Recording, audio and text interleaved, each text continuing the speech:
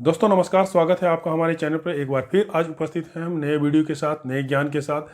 दोस्तों पिछले कई वीडियो में हमने चर्चा की टेंस से पहले क्या पढ़ें, जिसमें हमने बताया नाउन, नंबर, आर्टिकल, पर्सन और केस की चर्चा की और फिर सिंपल प्रेजेंट के सभी फॉर्म को हमने देखा। एक बार आज हम फिर उन्हीं चीज़ों को रिवीजन कर लेते हैं आगे बढ़ने से पहले। पिछली वीडियो में जब हम चर्चा कर रहे थे टेंस के पहले क्या पढ़े, तो सबसे पहले हम नाउन की चर्चा किए थे। नाउन में हमने ये बताया था कि नाउन दो प्रकार के होते हैं, एक को कहते हैं काउंटेबल नाउन और दूसरे को कहते हैं अनकाउंटेबल नाउन। काउंटेबल नाउन वैसे नाउन को कहते हैं जिस नाउन को हम गिन सकते हैं, जिसको गिना जा सकता है, या प्रैक्टिकली जिसको व्यवहार में हम गिन करके इस्तेमाल करते हैं। ठीक है, जैसे बॉय को गिन सकते हैं, हम बता सकते हैं कि एक लड़का, दो लड़का, तीन लड़का, 10 लड़का। उसी तरह लड़की हम गिन सकते हैं, गर्ल्स को, लेटर को गिन करके बता सकते हैं कि एक लेटर, दो लेटर, तीन लेटर। मैंगो ये गिन सकते हैं हम, एक मैंगो, दो मैंगो, तीन मैंगो गिन करके बता सकते हैं। तो जितने भी दुनिया में नाउन है और जिसको हम गिन सकते हैं वे सभी काउंटेबल नाउन के तहत आता है। तो काउंटेबल नाउन जिसको गिना जा सकता है। और इसकी बड़ी विशेषता क्या है ये समझना है इसको, कि ये काउंटेबल नाउन ही है जो सिंगुलर और प्लूरल नंबर में होता है, यानी कि वो एक भी हो सकता है और एक से ज़्यादा भी हो सकता है। ठीक है, दूसरा जो अनकाउंटेबल नाउन है, ये वैसे नाउन जिसको हम गिन करके व्यवहार में इस्तेमाल नहीं कर सकते हैं, जिसको गिना नहीं जाता है। जैसे वाटर, ऑयल, मनी। मनी का मतलब दौलत, धन दौलत, तो उसको गिना नहीं जाता है। ठीक है, उसको आंका जाता है कि कितना है ये। उसी तरह फूड भी गिना नहीं जाता है। ठीक है, इस नाउन की क्या विशेषता है? सबसे बड़ी बात यह होता है कि इस नाउन का प्लूरल नहीं होता। ये नाउन सिंगुलर और प्लूरल फॉर्म में दोनों एक ही होता है, ये इसका प्लूरल नहीं बनता है। ठीक है, और तो ये नाउन में बस इतना ही समझना है। पहले भी पढ़ चुके हैं, अगर आप नहीं देखे हैं हमारे पहला वीडियो तो आप उस वीडियो को देख लें, डिस्क्रिप्शन में लिंक दिया हुआ है और आपको आई बटन पे भी मिल जाएगा ये चीज़ें। और दूसरा ये नंबर के बारे में हम ये क्या जानते हैं कि कोई भी जो नाउन होता है, इस नाउन जो काउंटेबल नाउन है वो एक होगा, ये एक से ज़्यादा होगा, यानी वो सिंगुलर होगा, ये प्लूरल होगा। चलिए अब नंबर को देखते हैं। नंबर, ये इस नाउन में हमने देखा कि जो काउंटेबल नाउन होते हैं वो सिंगुलर में होते हैं और प्लूरल में भी होते हैं, यानी वो एक भी होता है और एक से ज़्यादा भी होता है। तो नंबर को उसी आधार पर डिवाइड किया गया है अंग्रेजी में कि वो जो एक होते हैं जिसको गिन सकते हैं, और वो एक होते हैं जिससे एक वस्तु का बोध हो, एक व्यक्ति का बोध हो या किसी एक स्थान का बोध हो, तो उसको हम सिंगुलर में रखते हैं, यानी वो एक ही है, जिसको हिंदी में एक वचन भी बोलते हैं। जैसे बॉय, गर्ल, लेटर, मैंगो, ये ऊपर में जो लिखा हुआ है ये सभी सिंगुलर नंबर में है। और इसका प्लूरल भी होता है, तो प्लूरल होता है तो इस आधार पे ये दूसरा नंबर हो गया जिसमें एक से ज़्यादा आते हैं। जो दो या दो से ज़्यादा का बोध करवाए काउंटेबल नाउन, वो प्लूरल नंबर में आता है। जैसे बॉय अगर एक से ज़्यादा है तो उसको बॉयज लिखेंगे, गर्ल एक से ज़्यादा है तो उसको गर्ल्स लिखेंगे, लेटर एक से ज़्यादा है तो लेटर्स, मैंगो है तो मैंगोज। ठीक है, प्लूरल हो गया। इसमें भी कोई समस्याएं नहीं है, सभी कुछ एक्सप्लेन कर दिया गया है पिछली वीडियो में, आप उस वीडियो को देख लीजिए डिस्क्रिप्शन में जा करके। ठीक है, तीसरा है आर्टिकल्स। आर्टिकल्स ए और एन, दी को आर्टिकल कहते हैं। ये आर्टिकल 3 होते हैं। इसका यूज क्या है? ए और एन, इसका दोनों का मतलब ही होता है एक। इसका मतलब होता है एक। इसका मतलब ये हुआ कि कोई भी जो काउंटेबल नाउन है उसके पहले ही इसका इस्तेमाल हो सकता है। अगर वो प्लूरल है तो उसका इस्तेमाल नहीं होता है। और ये अनकाउंटेबल में तो इस्तेमाल होता ही नहीं है। ए और एन का इस्तेमाल अनकाउंटेबल नाउन में नहीं करते हैं। तीसरा जो आर्टिकल है द, इसको ये डिफिनिट आर्टिकल बोलते हैं, और ए और एन को इंडिफिनिट आर्टिकल बोलते हैं। तो द जो डिफिनिट आर्टिकल्स है उसका इस्तेमाल कहीं भी हो सकता है। ये काउंटेबल नाउन में भी होता है, अनकाउंटेबल नाउन में होता है, और सिंगुलर के साथ भी होता है, प्लूरल के साथ भी होता है। द बॉय, देख लीजिए एग्जांपल में, बॉय काउंटेबल नाउन है, सिंगुलर नंबर में है, इसके साथ हो गया। यहाँ पे देखिए द गर्ल्स, गर्ल्स भी हो गया, ये द लगा दिए, गर्ल्स काउंटेबल नाउन है और प्लूरल नंबर में। तो जो सिंगुलर नंबर में है और प्लूरल नंबर में उसके साथ भी ये लग सकता है, दोनों के साथ में कोई दिक्कत इसमें नहीं है। और ये अनकाउंटेबल नाउन फूड है, वाटर अनकाउंटेबल नाउन है, इसके साथ भी लगा सकते हैं। तो ये जो द है सबके साथ चलता है। तो इसमें ध्यान देने वाली बात क्या है कि जो भी सेंटेंस में जब इस्तेमाल होता है ये, तो जो भी काउंटेबल नाउन है, यानी कि जिसको गिन सकते हैं और वो सिंगुलर नंबर में, तो उसके पहले ये आर्टिकल का इस्तेमाल जरूर होता है। 3 में से कोई एक आर्टिकल जरूर आएगा, नहीं तो वो सेंटेंस गलत होगा। बस इसको इतना समझना है। और ये जो अब इसमें ये देख लेना है कि ए एन का प्रयोग कहाँ करते हैं, द का प्रयोग कहाँ करते हैं। ये तो समझ में आ गया कि ये काउंटेबल नाउन के साथ होगा और सिंगुलर नंबर के साथ होगा ए और एन का प्रयोग। लेकिन इस दोनों में थोड़ा सा अंतर है कि ए का प्रयोग कहाँ करेंगे, एन का प्रयोग कहाँ करेंगे। ए का प्रयोग जो करेंगे कॉन्सोनेंट साउंड वाले जो भी शब्द जो भी नाउन होंगे, अगर उससे कॉन्सोनेंट साउंड आ रहा हो, अगर वो व्यंजन ध्वनि वाले हिंदी में जिसको कहते हैं, तो उसके साथ ए का प्रयोग करेंगे। और अगर वोवेल साउंड है यानी कि स्वर ध्वनि जिससे उत्पन्न हो रहा हो, उसके साथ एन का प्रयोग करेंगे। यहाँ पे ये ध्यान देना है कि लेटर नहीं, हम ये लेटर की बात नहीं कर रहे हैं कि ये कॉन्सोनेंट लेटर या फिर वोवेल लेटर, साउंड। जैसे एग्जांपल से इसको समझिए कि ये ए का प्रयोग करेंगे कॉन्सोनेंट साउंड जहाँ पे, जैसे हाउस, हाउस, हाउस जब बोलते हैं और लिखते भी हैं तो इसका साउंड जो होता है, जो पहला लेटर होता है जो शुरू होता है, ये कॉन्सोनेंट भी है और इसका साउंड भी कॉन्सोनेंट ही है, हाउस, तो इसलिए ए लगाए। बॉय, बॉय देखिए बी से शुरू है, कॉन्सोनेंट है और इसका साउंड भी कॉन्सोनेंट ही, इसलिए इसके पहले ए लिखें। इसी तरह लेटर भी ए लेटर लिखें, ठीक है।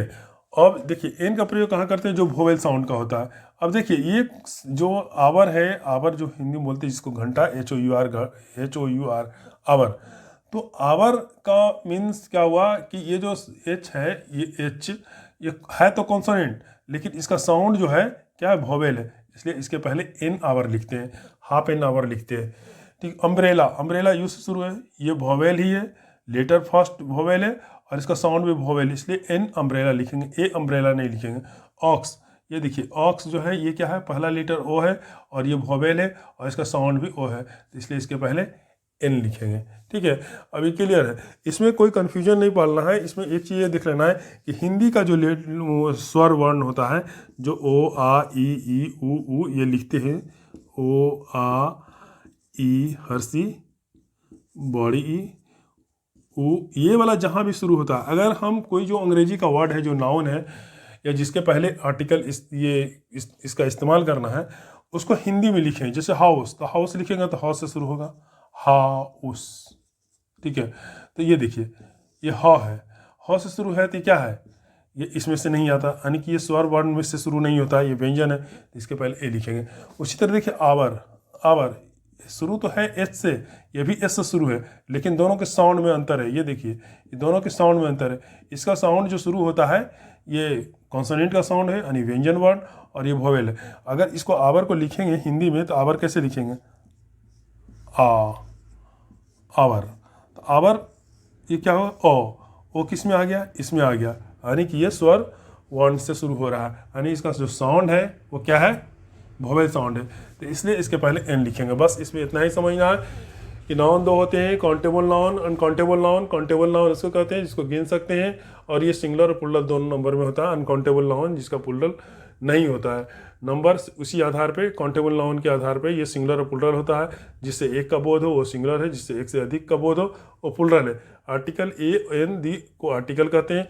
अगर कोई नाउन सेंटेंस में आया हो और वो काउंटेबल नाउन हो और सिंगुलर नंबर में हो तो उसके पहले ये आर्टिकल जरूर आएगा। बस इसमें इतना ही समझना है। पर्सन हम जानते हैं कि तीन होते हैं, इसको बोलते हैं फर्स्ट पर्सन, सेकंड पर्सन और थर्ड पर्सन।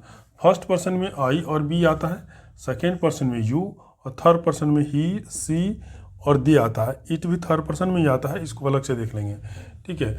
फर्स्ट पर्सन में आई जो है सिंगुलर नंबर में है और इसको बोलते हैं प्लुरल नंबर में है, क्योंकि आई से सिर्फ मैं एक व्यक्ति का बोध होता है और बी से हम लोग, मतलब एक से ज़्यादा लोग, तो ये सिंगुलर नंबर में है और प्लुरल नंबर में। यू का सिंगुलर प्लुरल दोनों एक ही होता है, और ही और सी ये सिंगुलर नंबर में है, और ये दे होता है जो प्लुरल नंबर होता है। मतलब पर्सन का भी जो होता है वो सिंगुलर होता है और प्लुरल होता है, ठीक है। अब इसमें याद करने वाला ये बात होता है कि कैश, कैश को जान लीजिए कि कैश जो होते हैं जिसको हिंदी में कारक कहते हैं, ये चार होते हैं अंग्रेजी में।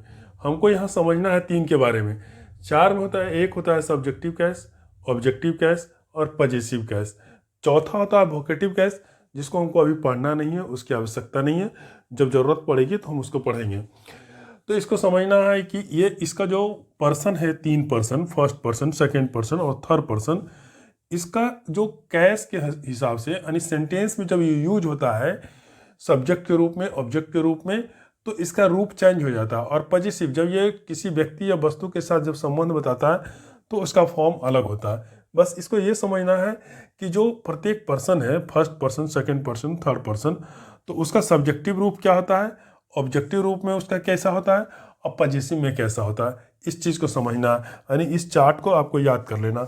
इस चार्ट का इतना इम्पोर्टेंस है कि ये सेंटेंस में बार बार यूज होता है और इसको समझे बिना हम सही ढंग से सेंटेंस नहीं बना सकते हैं, समझ नहीं पाएंगे कि कौन सा फॉर्म कहाँ पे इस्तेमाल होता है। तो इसलिए पहले इसको समझ लीजिए और इसका शॉर्ट स्क्रीन ले लीजिए और इसको बिल्कुल लर्न कर लीजिए। आगे वॉइस में, नरेशन में और अन्य जगहों में भी इसका बहुत व्यापक इस्तेमाल है। बिना इसके आगे सेंटेंस ही क्रिएट नहीं होता है, समझना है इसको। तो ये जो फॉर्म है ये सब्जेक्टिव केस, जब भी सब्जेक्ट यानी वर्ब के पहले जो जिसका पोजीशन आता है ये वाला फॉर्म होता है, वर्ब के बाद जब भी लिखते हैं तो ये वाला पोजीशन आता है, और ये पॉजेसिव केस है जो संबंध बताता है। तो इसमें पॉजेसिव केस में क्या समझना है, इसमें विशेष रूप से इसमें देखिए 2 फॉर्म लिखा हुआ है ऑलमोस्ट सबका, सिर्फ इसका छोड़ करके सबका 2 फॉर्म लिखा हुआ है। माई, माई माने भी मेरा होता है और माइन मीन्स भी मेरा होता है। आवर मीन्स हमारा या हम लोगों का, और आवर्स माने भी वही होता है हमारा या हम लोगों का। योर माने तुम्हारा या तुम लोगों का, आप लोगों का, और योर्स मीन्स भी वही होता है। मीनिंग सबका सेम होता है लेकिन इसका प्रयोग में अंतर है। ये वाला जो पार्ट देख रहे हैं इधर से, इसको बोलते हैं पॉजेसिव एडजेक्टिव। ये एडजेक्टिव का फॉर्म है, ठीक है, और ये प्रोनाउन का फॉर्म है। तो ये प्रोनाउन की तरह इस्तेमाल होता है और ये एडजेक्टिव का। और एडजेक्टिव का क्या मतलब होता है कि ये जहाँ भी इस्तेमाल होता है इसके बाद प्लस नाउन जरूर आता है। अगर नहीं आएगा नाउन तो ये सेंटेंस में इस्तेमाल नहीं हो सकता है। दिस इज माई पेन बोलेंगे, दिस इज माई बुक बोलेंगे, दिस इज माई हाउस बोलेंगे, दिस इज माई नहीं बोल सकते हैं। माई बोल करके सेंटेंस को छोड़ नहीं सकते हैं वहाँ पे, नहीं तो वो गलत हो जाएगा।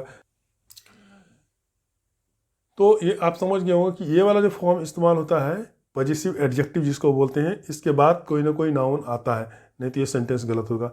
ये प्रोनाउन है, ये इस्तेमाल अकेले होता है, इसके बाद कोई नाउन नहीं होता है। जैसे हम बोलेंगे दिस इज माइन, ये मेरा है, यह हम लोगों का है, दिस इज आवर्स, ऐसे बोलेंगे दिस इज आवर्स। यह तुम्हारा है, ये आप लोगों का है, इसमें नाउन नहीं बोल रहे हैं, इसके बाद नाउन नहीं आता है, तो हम बोलेंगे this is yours, this is yours, ठीक है। उसी तरह से आगे ये दोनों फॉर्म में यही होता है। इसके बाद हिज के बाद नाउन लिख सकते हैं, नहीं भी लिख सकते हैं, मतलब ये प्रोनाउन की तरह भी इस्तेमाल होता है और ये एडजेक्टिव की तरह भी इस्तेमाल होता है। उसी तरह आगे देखिए, हर किसी लड़की का कोई चीज़ है तो दिस इज हर पेन बोल सकते हैं, यह उसका पेन है। तो ये पेन के जब इसके ये वाला इस्तेमाल करेंगे तो इसके बाद नाउन लिखेंगे, this is her pen, this is her house, this is her book. और अगर ये वाला इस्तेमाल करेंगे तो इसके बाद कोई नाउन नहीं होगा। जैसे ये उसका है, घर को बता के कर रहे हैं ये घर उसका है, तो घर नहीं बोल रहे हैं ये उसका है, तो बोलेंगे this is her, this is hers. Pen है तो पेन को बोलेंगे कि ये उसका है, तो इसे बोलेंगे दिस इज हर्स, ठीक है। तो उसी तरह ये देश का भी इस्तेमाल होता है। और ये इट को समझ लिए, इट जो है प्रोनाउन की तरह इस्तेमाल होता है सब्जेक्ट में और ऑब्जेक्ट में, दोनों का फॉर्म एक ही होता है। यानी वर्ब के पहले भी आएगा तो ये यही फॉर्म रहेगा और वर्ब के बाद भी आएगा तो यही फॉर्म रहेगा।